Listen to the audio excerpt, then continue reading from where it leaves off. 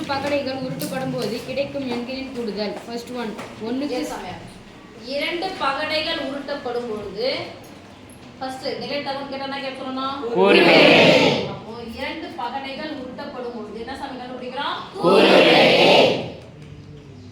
கூறுவேல் என்ன சொல்லுவோம்?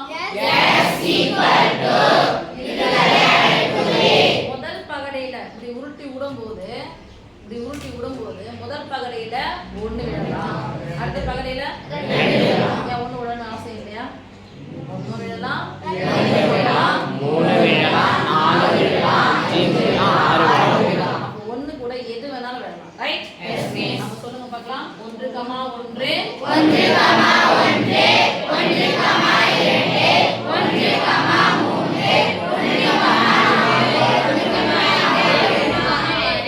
இப்போ முதல் பகடையில 2 விழுது. ஒன்னாவது பகடையில இரண்டாவது பகடையில 1 விழலாம், 2 விழலாம், 3 விழலாம், 4 விழலாம், 5 விழலாம், 6 விழலாம். அப்ப சொல்லுங்க. 2, 2,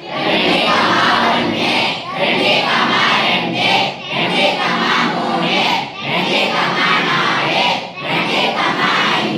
2, 6. அடுத்து மூணாவது பகடையில 3, 1, 3, 3, 2, 3,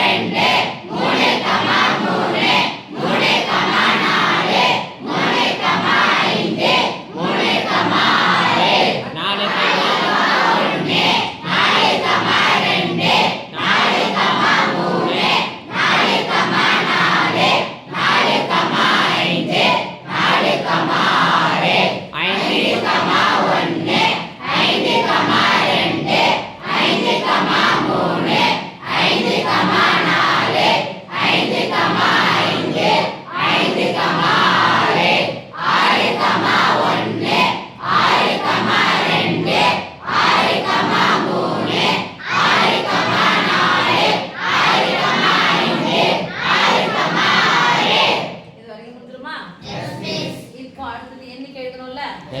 எண்ணிக்கைனா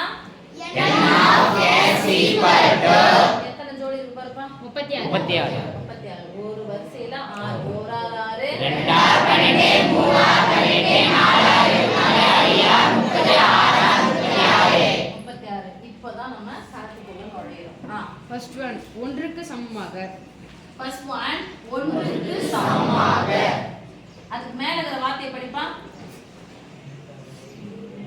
இரு பகடைகள் உருட்டப்படும் போது கிடைக்கும் எண்களின் கூடுதல்.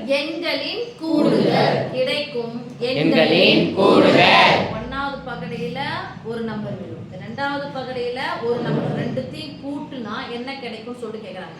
அது பேரு முகமதிப்பு. முகமதிப்பு விழுந்த எந்த இது விழுதோ அதுதான் முகமதிப்புன்னு சொல்றது.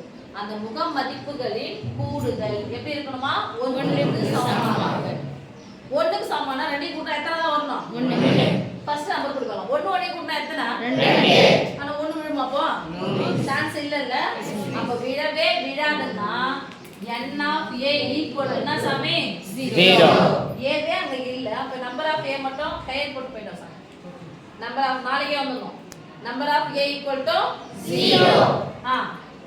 Therefore p of a equal to n of a by n of s equal to 0 by 36 equal to 0. 0 by anything equal to 0. Second one, 4க்கு சமமாக. 4க்கு சமமாக.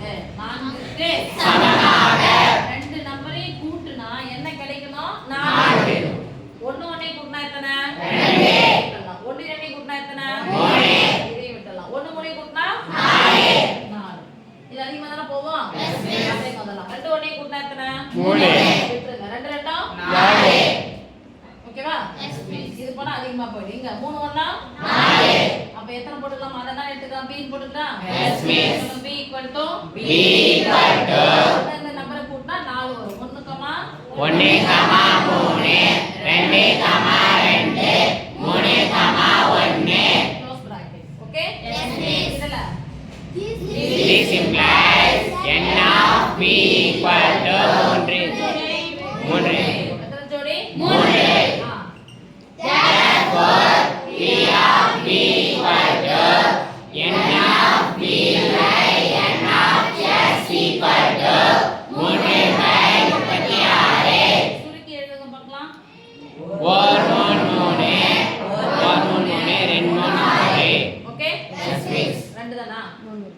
இருக்குது. தேர்ட் ஒன் 13 விட சிறியதாக. 13 விட சிறியதாக. கூடுதல். இந்த மேல தலைப்பு நான் போட்டுக்கலாம். கூடுதல் போட்டுக்கலாமா சாமி? 13 விட சிறியதாக. அப்போ ரெண்டு ஜோடியும் ஒரு ஜோடி நம்ம கூட்டுனா அது நம்ம என்ன வரும்னா 13 விட கம்மியா வரும். 13 விட கம்மியா இருக்க நம்பர்லாம் சொல்லுங்க பார்க்கலாம்.